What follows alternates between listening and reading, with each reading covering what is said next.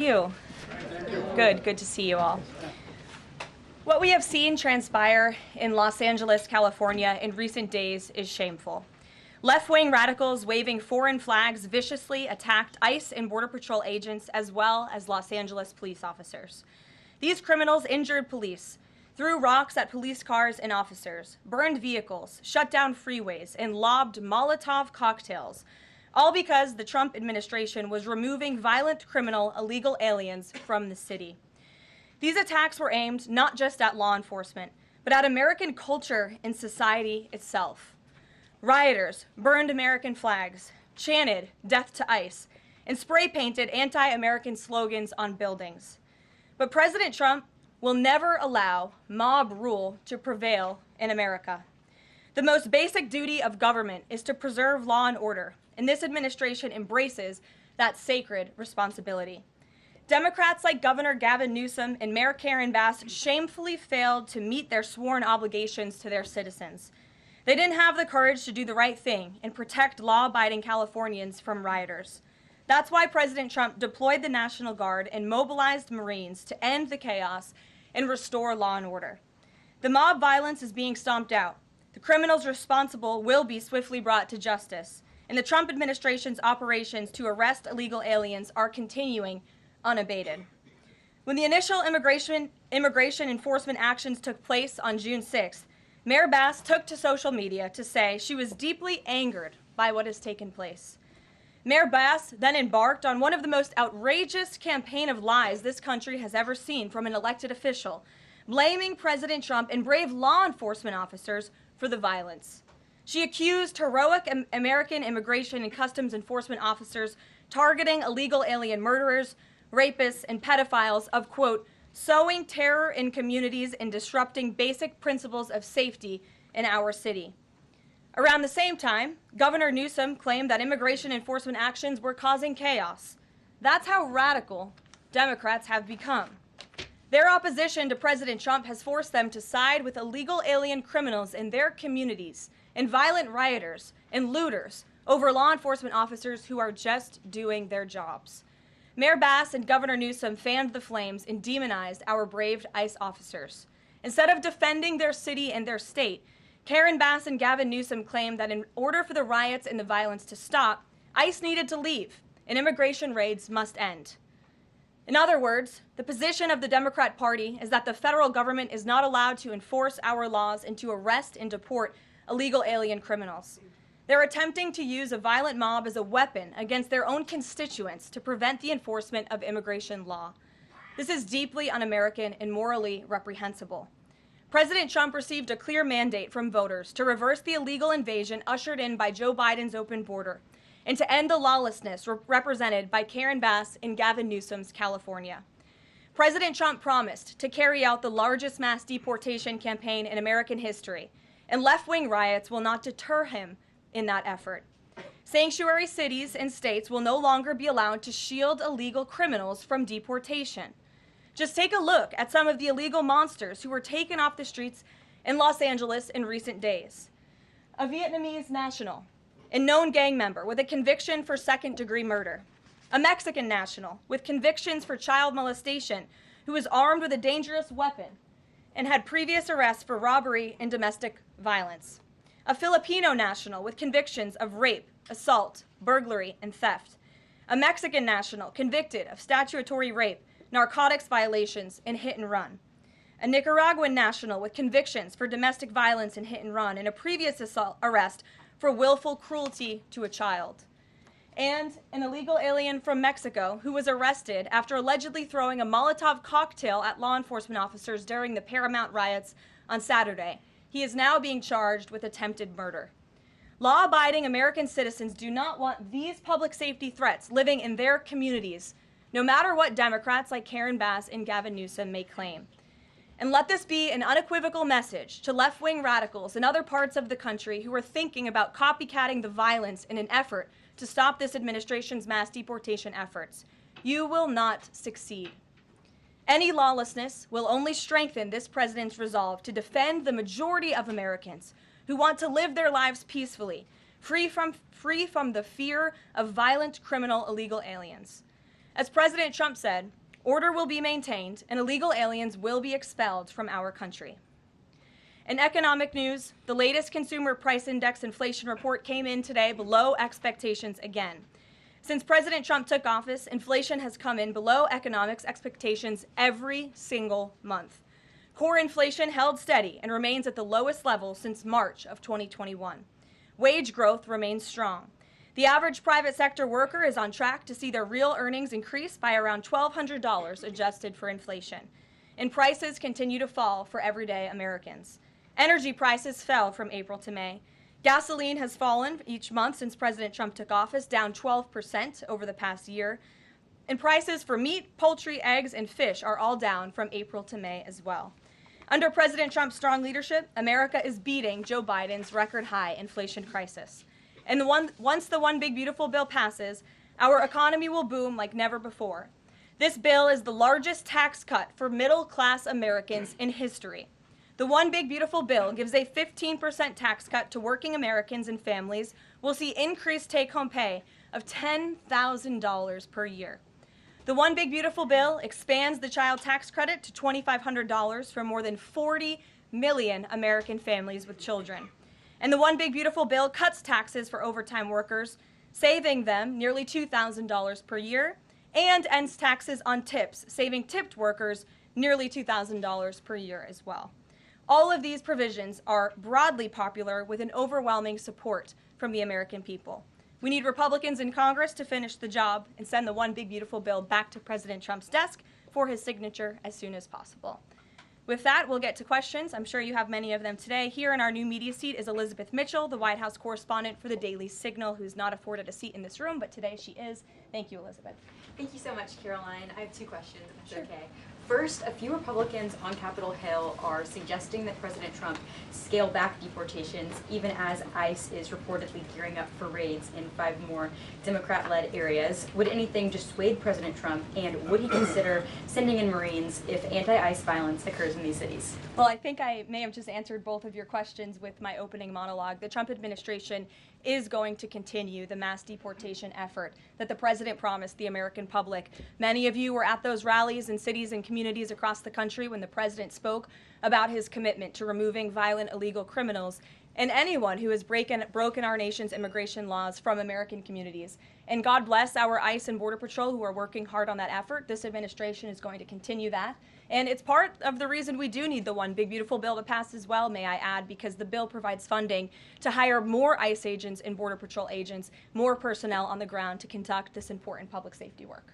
Thank you. And on another topic, President Trump has indicated that aides to former President Biden who used the auto pen to sign major orders and pardons should be investigated for potential crimes. Does he think that Biden allowing, or at least being negligently unaware of this activity, was an impeachable offense? I haven't heard the president address whether it's an impeachable offense, but it could perhaps be a criminal offense, especially on behalf of staffers who may have been utilizing the president's signature without his authority or consent. I understand that Republicans on the Hill are moving in the right direction to call attention to this and to bring in some former White House staffers who clearly knew more than they ever shared and never addressed with the American public. And so we look forward to seeing where this investigation continues, and I know the Department of Justice is also looking into the matter as well. Alex, good to see you today. Good to see you, Caroline. Thank you. You mentioned foreign flags being blown during these protests. There are protest activities being organized for this weekend. Part of it are Democrats saying they want to reclaim the American flag. It's also being titled No King's Day.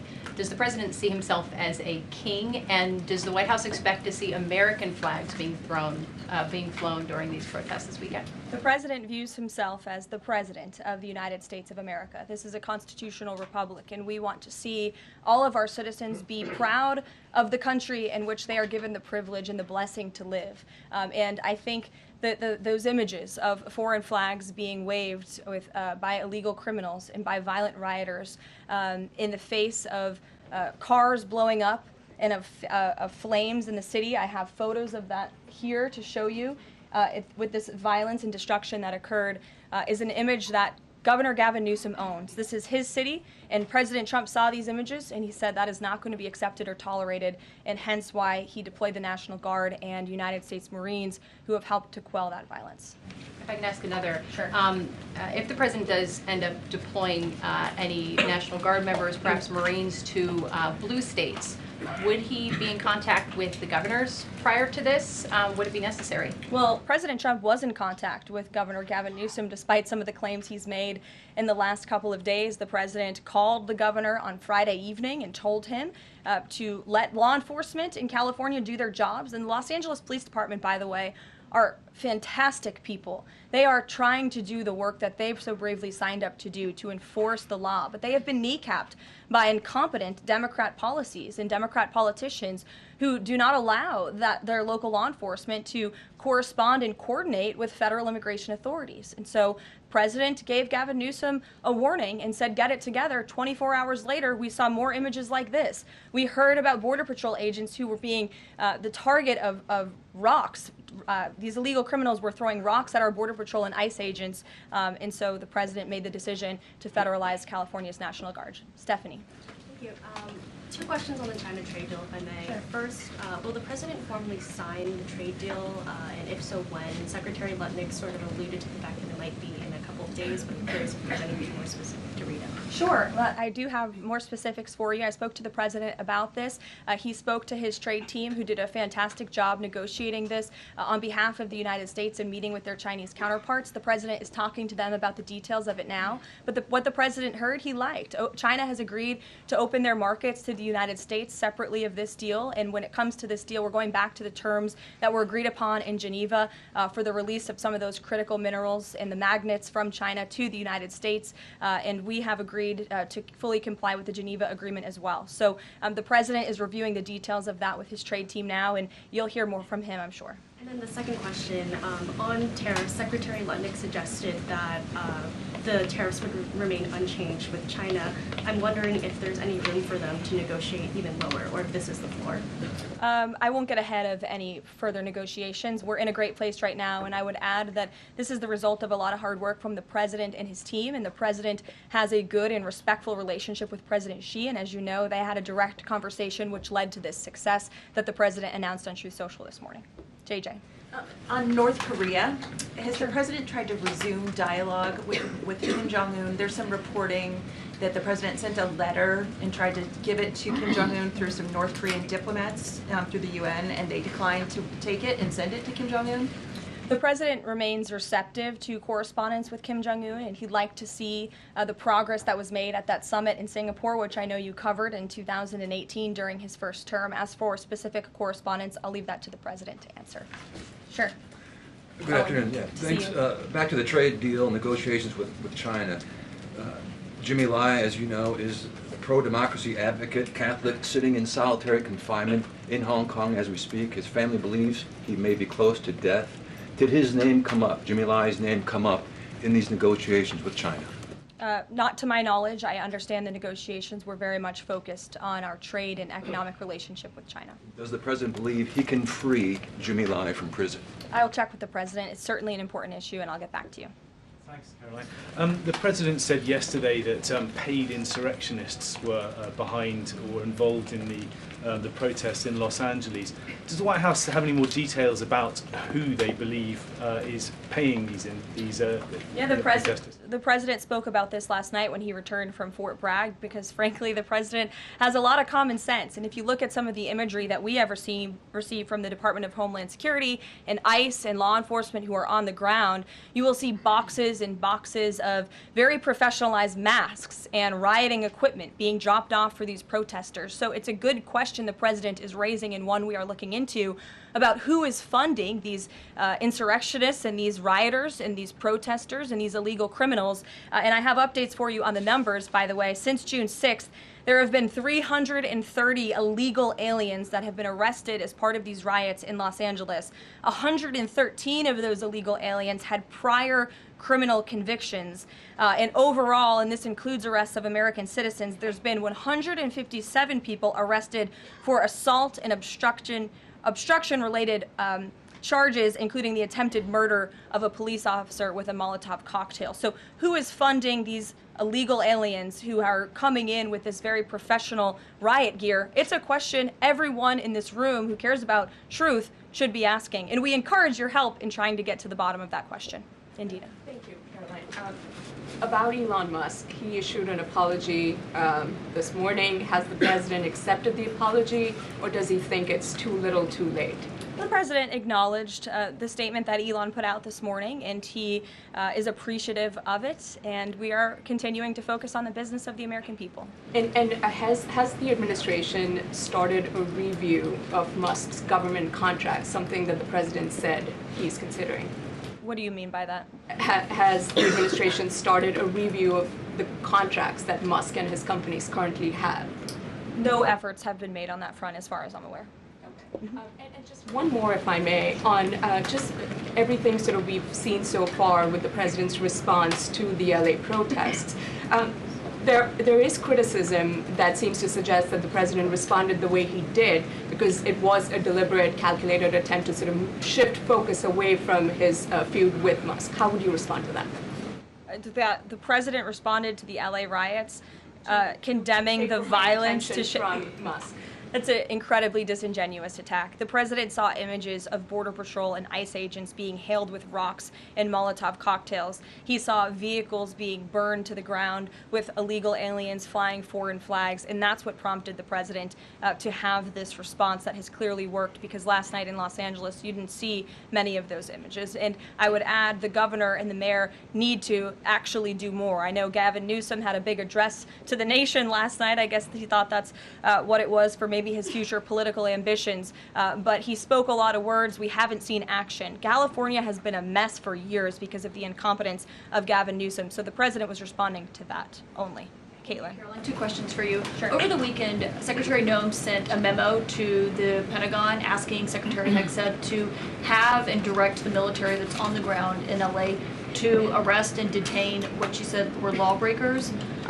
Is the president okay with that? And under what authority would the members of the military be able to arrest people inside the United States? I can't speak for a letter that came from the Department of Homeland Security. I can't speak for the president and what's currently happening on the ground now. And as you know, the president federalized the National Guard under U.S. Code 10, which he has the authority to do.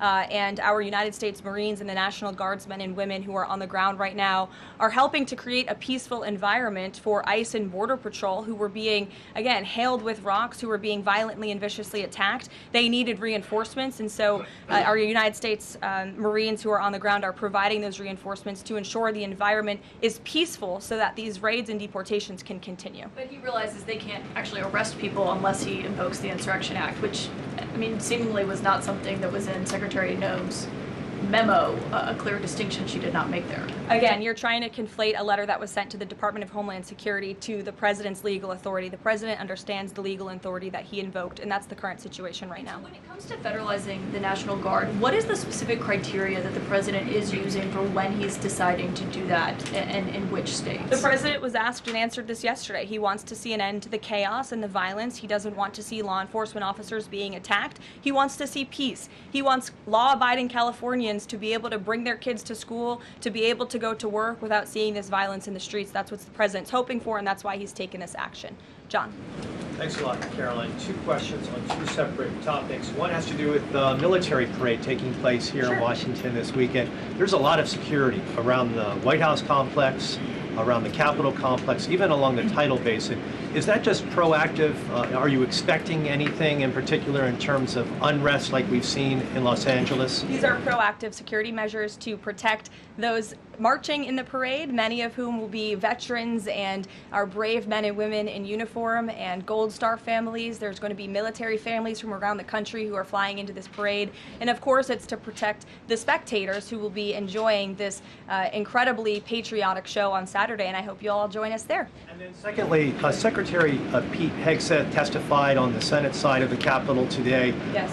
And he was asked about America's, the administration's view of Vladimir Putin's intentions. And specifically, it was asked whether or not his intentions go beyond, his territorial ambitions go beyond Ukraine. When that question was posed to the chairman of the Joint Chiefs of Staff, General Kane replied that he does believe that his territorial ambitions go beyond Ukraine, but Secretary Hegseth says it's not clear at this point.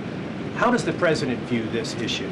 The president has spoken on this. He said, as he calls it, he believes Ukraine was always the apple of Putin's eye. And he made it very clear to Putin in his first term not to invade Ukraine. Putin didn't invade Ukraine because of President Trump's peace through strength foreign policy agenda and the effective deterrence policies that he implemented in the first term. Unfortunately, because of the weakness and incompetence of the previous administration, Vladimir Putin made the decision to invade Ukraine, and now we have this brutal war which the president is working very hard to end. Jasmine.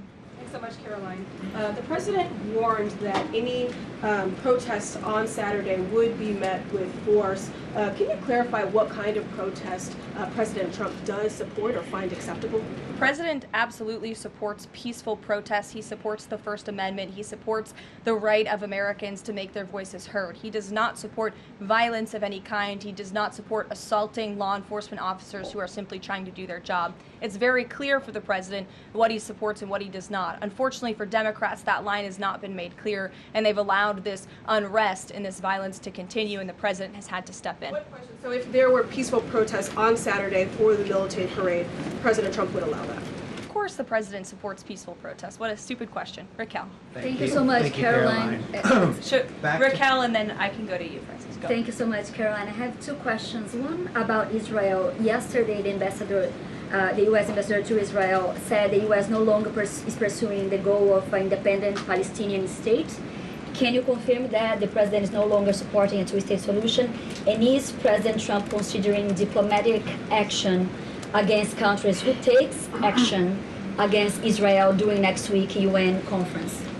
Right now, the president views the situation in Israel and Gaza as deeply unfortunate and needing to end. And the president is realistic about the current state of affairs in this region of the world. And that's why the president has said the #1 focus and priority of the administration is to release all of the hostages from Gaza and to end this conflict as soon as possible. The administration is still pushing very hard for the release of all the hostages. And as for what happens next, clearly Gaza is an uninhabitable place. It needs to be rebuilt with the help of our Arab partners, and the president wants to see that happen as well. Take a couple Just one on the G7 engagement. President Trump is traveling there on Sunday. Other presidents beyond the G7 leaders are also going. President Lula from Brazil, President Sheinbaum from Mexico, and President Zelensky from Ukraine are also going. Do you have confirmation if President Trump is meeting any other leaders on the sideline of the G7? Yes. To know about the Lula engagement. I can confirm there will be quite a few bilateral meetings between the president and other foreign leaders. The White House is still working very hard to finalize that schedule, and we will provide that for you as soon as we have it. Great. Thanks, Caroline. Just back to the China trade deal, can you talk about the status of the export controls that the U.S. imposed? Are those no longer being imposed? We are fully complying with the Geneva Agreement. Go ahead. Sure. Thanks, Caroline. One foreign question for you and one domestic. The foreign, the president, of course, has said he would lift sanctions on Syria. Is there an executive order coming along soon to go do that? And is the president planning to try to get involved in any kind of a peace agreement between Israel and Syria that would disengage those two? To the best of my knowledge, the Treasury Department took action after the president made that announcement in Saudi Arabia. Okay. And then on the domestic side, you were just asked about the First Amendment rights issues. In the president's comments yesterday, though, he just said protesters would be strongly dealt with. In your list before, you referred to insurrectionists, rioters, and protesters together. Obviously, they're quite different from your earlier answer. I'm struck by the fact that the president has not at any point said the most important thing here is to protect the First Amendment rights of peaceful protesters. So I'm wondering, where in his hierarchy of interests does he place that? Is the First Amendment protection the most important? Is stopping violence most important? Why is he not out saying all peaceful protesters will be protected? I think two things can be important at the same time. And the president, as I just answered, supports the right of Americans to peacefully protest. He supports the First Amendment. But that is not the majority of the behavior that we have seen taking place in Los Angeles. We have seen mobs of violent rioters and agitators assaulting law enforcement officers, assaulting our federal immigration authorities. And we have seen, as I said, this goes back to what this administration is trying to do and accomplish, and that's enforcing law and order in our nation's communities. And it's removing public safety threats from communities in Los Angeles. You're saying the majority have not been peaceful, the majority have been violent. I just read for you the arrest numbers. We've arrested nearly 400 illegal aliens alone, just illegal aliens who have been arrested in these riots since June 6th, since they began. Thousands of people on the streets. Yeah, and we've had hundreds of people who have assaulted law enforcement officers. Are you saying that that's that's appropriate behavior? No, Are you no, saying I'm not that saying the that at all. president I'm shouldn't just take trying action? to figure out.